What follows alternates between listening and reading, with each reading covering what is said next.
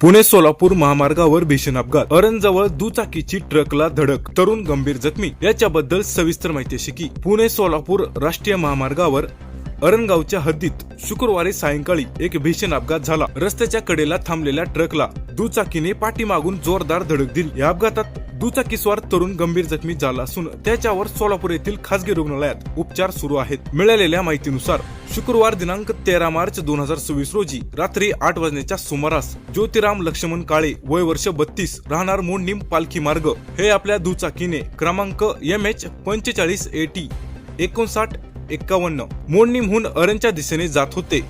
अरण गावाजवळ रस्त्याच्या कडेला उभ्या असलेल्या एका ट्रकची क्रमांक TN 28 BC 4548 त्यांना पाठीमागून भीषण धडक बसली. ही धडक इतकी जोरदार होती की ज्योतिराम यांच्या डोक्याला गंभीर दुखापत झाली आहे.